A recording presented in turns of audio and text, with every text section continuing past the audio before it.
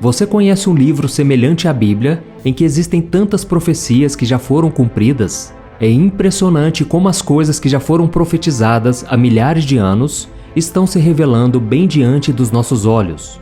E isso nos prova que somente Deus pode ser o autor deste livro e que nós devemos estar atentos a cada alerta que ele nos faz. Por isso, no vídeo de hoje eu vou te mostrar 10 eventos proféticos que estão na Bíblia e que deverão ocorrer em breve. Assim você não será pego de surpresa e poderá se preparar antes que eles comecem a acontecer. E se você não é inscrito aqui no meu canal, eu peço que você clique no botão inscreva-se, que está bem aqui abaixo do vídeo, e do lado vai aparecer um sininho. Clica também nesse sininho para você ser avisado sempre que eu colocar um vídeo novo, ok? Então vamos lá. O primeiro evento, os sinais da volta de Jesus. Para falarmos sobre a volta de Jesus, nós precisamos primeiramente analisar alguns sinais que a Bíblia nos dá sobre os acontecimentos que irão ocorrer antes desse evento. Veja o que está escrito no livro de Mateus. Vocês ouvirão falar de guerras e rumores de guerras, mas não tenham medo. É necessário que tais coisas aconteçam, mas ainda não é o fim. Nação se levantará contra nação e reino contra reino. Haverá fomes e terremotos em vários lugares. Tudo isso será o início das dores. Este é um tempo que nós já estamos vivendo. Quantas guerras e conflitos têm sido noticiados nos últimos anos? Nações se levantando umas contra as outras, terremotos acontecendo por todas as partes e com cada vez mais frequência, doenças e pragas percorrendo o mundo e acabando com a vida de milhões de pessoas. E esses acontecimentos se tornarão cada vez mais intensos, assim como as dores de uma mulher que está prestes a dar à luz. A volta de Jesus está mais próxima do que nós imaginamos, e como você tem se preparado para este momento? O segundo evento, o surgimento do Anticristo. Não é difícil olhar ao nosso redor e perceber que este momento está bem próximo de se cumprir. O surgimento do Anticristo acontecerá aqui na Terra e ele aproveitará uma situação de completo caos para se tornar uma referência mundial. Muitos imaginam o Anticristo como uma figura assustadora e que colocará medo no mundo inteiro, mas será completamente o oposto disso. Através de um acordo de paz que ele fará entre as nações, o mundo verá o fim das guerras e conflitos que nenhum outro líder mundial conseguiu resolver, e por isso ele será adorado. Será um momento de desespero em que muitos procurarão ajuda e somente o Anticristo virá com a solução. Mas ele vai esconder as suas verdadeiras intenções. O tratado de paz que esse homem fará, em um certo momento será rompido e logo após começará um tempo de perseguição a todos aqueles que não quiserem mais se curvar diante dele. Veja o que está escrito no livro de Apocalipse. Também obrigou todos, pequenos e grandes, ricos e pobres, livres e escravos, a receberem certa marca na mão direita ou na testa. O Anticristo irá forçar as pessoas a adorar a imagem da besta e aceitar a sua marca. Essa marca funcionará como uma espécie de atividade econômica, onde as pessoas não conseguirão comprar ou vender sem ela. Eu fiz um vídeo aqui no meu canal falando sobre o que é a marca da besta e por que muitas pessoas irão aceitá-la. Eu vou deixar no final deste vídeo para você assistir, ok? Meus irmãos, quando o Anticristo surgir, toda forma de adoração a Deus como nós conhecemos hoje será proibida. Existem muitos que acreditam que o Anticristo já nasceu e que ele está entre nós. Além disso, muitos imaginam que ele seja o líder de uma grande nação e que o seu tratado de paz já está em desenvolvimento. Nós não podemos afirmar com certeza que isso já está acontecendo, mas a Bíblia já nos deixou sinais de que ele pode se revelar a qualquer momento. O terceiro evento, o arrebatamento da igreja. Existem 3 linhas de pensamentos a respeito do arrebatamento. Alguns acreditam que os cristãos serão arrebatados antes do período da tribulação, em que dará início ao governo do Anticristo. Outros acreditam que acontecerá na metade desse período, ou seja, depois de 3 anos e meio. E o terceiro grupo acredita que os cristãos enfrentarão tudo o que acontecerá durante os 7 anos de governo do Anticristo sobre a Terra. Independente de qual visão seja correta, a verdade é que Jesus voltará e nós seremos arrebatados para nos encontrarmos com Ele. Durante a primeira vinda de Cristo, Ele veio de forma humilde, foi rejeitado e desprezado pelos homens. Mas ele voltará como o Rei dos Seis e Senhor dos Senhores, e neste dia o mundo inteiro verá e saberá quem Jesus realmente é. Por isso, independente se o arrebatamento será antes, durante ou depois da grande tribulação, nós precisamos estar preparados para este momento. Veja o que a Bíblia diz. Dada a ordem com a voz do arcanjo e o ressoar da trombeta de Deus, o próprio Senhor descerá do céu e os mortos em Cristo ressuscitarão primeiro. Depois disso, os que estivermos vivos seremos arrebatados juntamente com Ele nas nuvens, para o encontro com o Senhor nos ares, e assim estaremos com o Senhor para sempre. O quarto evento, a grande tribulação. Veja o que Jesus disse em Mateus capítulo 24. Haverá então grande tribulação, como nunca houve desde o princípio do mundo até agora, nem jamais haverá. Irmãos, a grande tribulação é mais um evento do fim dos tempos que será de grande sofrimento para aqueles que estão na terra. Nunca houve uma aflição assim na história do mundo e nunca mais haverá. Será durante esse período em que os 7 selos serão abertos, as 7 trombetas serão tocadas e as 7 taças da ira de Deus serão derramadas contra a terra. A Bíblia descreve a grande tribulação como um momento de tanta dificuldade que os homens irão preferir a morte, mas não conseguirão morrer. Veja o que está escrito. Naquele dia, os homens procurarão a morte, mas não a encontrarão. Desejarão morrer, mas a morte fugirá deles. Além disso, o capítulo 8 de Apocalipse mostra que até mesmo a atmosfera celestial será impactada durante este evento. Quando o 7º selo for aberto, haverá silêncio no céu por meia hora. Você consegue imaginar todos os anjos e os santos de Deus totalmente em silêncio no céu, enquanto o mundo passa por esse momento tão difícil? O quinto evento, o sacrilégio terrível. Veja o que está escrito em Daniel capítulo 9. Com muitos ele fará uma aliança que durará 1 semana. No meio da semana, ele dará fim ao sacrifício e à oferta. E numa ala do templo será colocado o sacrilégio terrível, até que chegue sobre ele o fim que lhe está decretado. O anticristo quebrará o tratado que ele mesmo fez com os israelitas durante a grande tribulação e irá colocar o sacrilégio terrível dentro do 3º templo que será construído pelos judeus.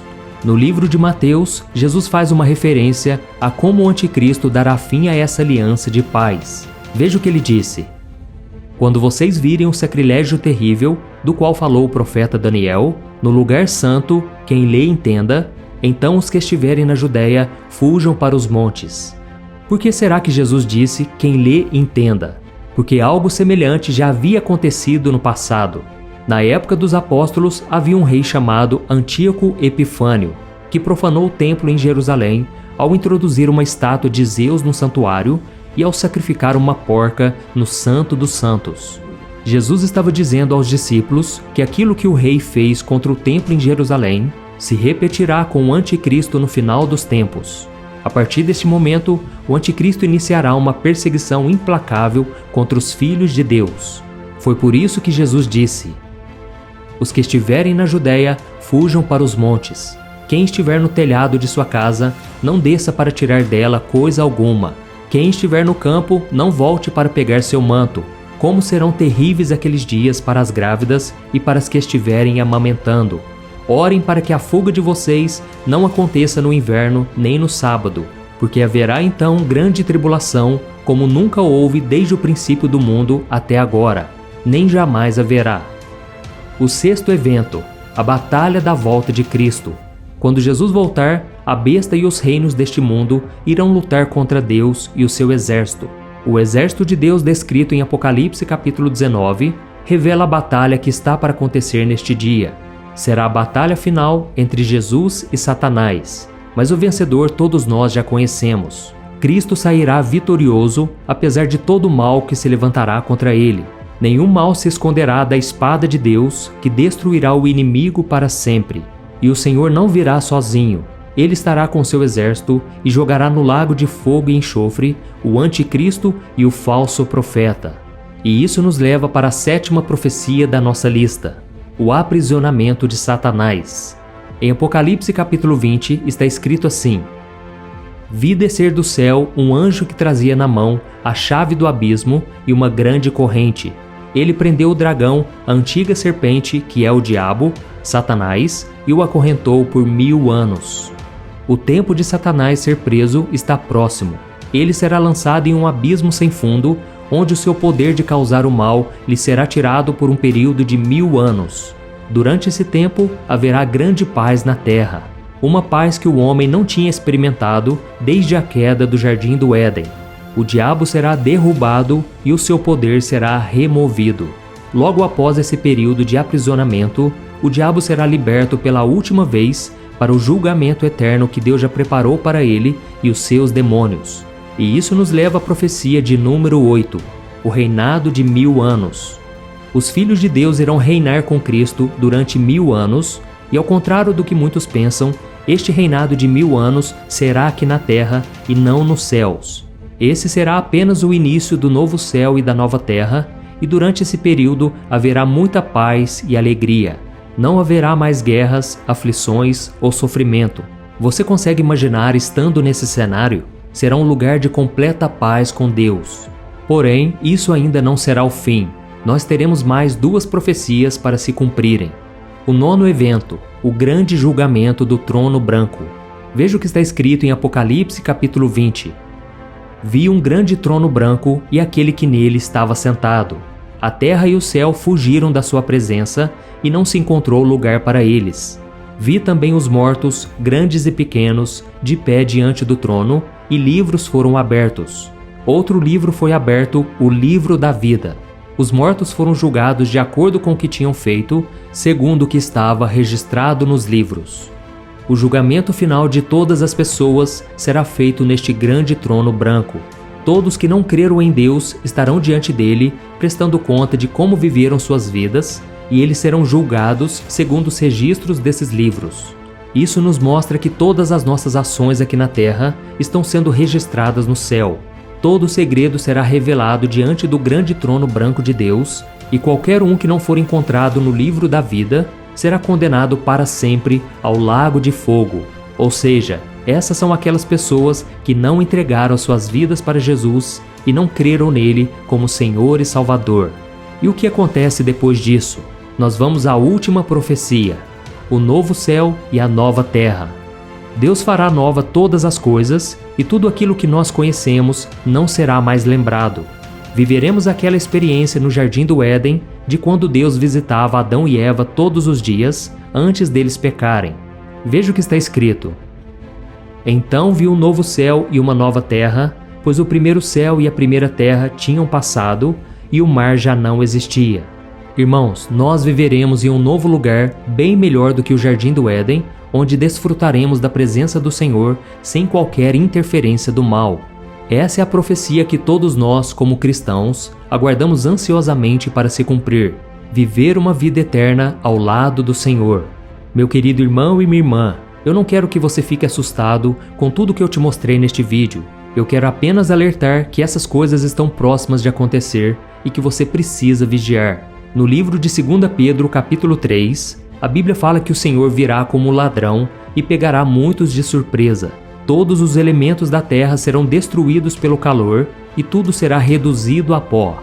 E a triste realidade é que nós passamos tanto tempo nos preocupando em conquistar títulos e bens materiais nessa terra, quando na verdade tudo isso será em vão. Todos os carros, casas, dinheiro e tudo o que acumularmos nesta vida serão um dia extintos. Então, que você possa refletir sobre a maneira como você está vivendo hoje e busque sempre se perguntar: será que a forma como eu vivo hoje está de acordo com a palavra de Deus? Eu já entreguei a minha vida para Jesus e estou caminhando com Ele? Se a sua resposta for não, eu te aconselho a orar agora mesmo para que Deus perdoe os seus pecados e o seu nome permaneça escrito no livro da vida. Amém? Então, se você puder, feche os seus olhos e vamos falar com o Senhor. Senhor, meu Deus e meu Pai, eu quero te agradecer por esta mensagem tão importante da Tua Palavra. Eu quero te agradecer porque o Senhor está sempre nos chamando para mais perto de Ti. Oh, meu Pai, neste momento eu coloco a vida deste irmão e desta irmã, essa pessoa que agora está reconhecendo Jesus como o único Senhor e Salvador. Oh, meu Pai, esta pessoa crê que Jesus morreu na cruz pelos seus pecados e que Ele ressuscitou ao terceiro dia. E Jesus, eu te peço agora, perdoa os pecados dessa pessoa. Jesus, essa pessoa tem falhas, ela é pecadora, mas o Senhor derramou o teu sangue ali na cruz para nos perdoar de todo pecado, para nos purificar de toda maldade. Ó Jesus, eu te peço, escreva o nome dessa pessoa no livro da vida. A tua palavra diz que se nós confessarmos com a nossa boca que Jesus é o Senhor e crermos no nosso coração que Ele ressuscitou dentre os mortos, seremos salvos. E essa salvação não é pelos nossos méritos, pelas nossas obras, mas é pela graça, por meio da fé. Por isso, Jesus, eu creio que o Senhor está perdoando pecados agora. Eu creio que o Senhor está dando uma nova vida para este homem e esta mulher. E eu te peço, Senhor, que a partir de hoje o Senhor envie o teu Espírito Santo para guiá-los, para protegê-los. Que o Espírito Santo do Senhor convença essa pessoa a cada dia de que vale a pena servir a Ti todos os dias. Vale a pena ser fiel até a morte, porque nós receberemos a coroa da vida. Em nome de Jesus, meu Pai, eu oro e já te agradeço, e eu peço a sua proteção e as tuas misericórdias sobre nós a cada dia. Em nome de Jesus eu oro e te agradeço. Amém. Glória a Deus. Irmãos, eu creio que vale a pena estar do lado do Senhor. Ele é o vencedor, Ele já derrotou todo o mal, e a promessa é de que nós reinaremos com Ele por toda a eternidade, se hoje nós fizermos essa decisão de caminharmos com Ele aqui na terra. Amém? E agora eu peço que você compartilhe, envie para os seus amigos, familiares e se inscreva aqui no meu canal. Que Deus te abençoe, eu te espero no próximo vídeo. Um grande abraço.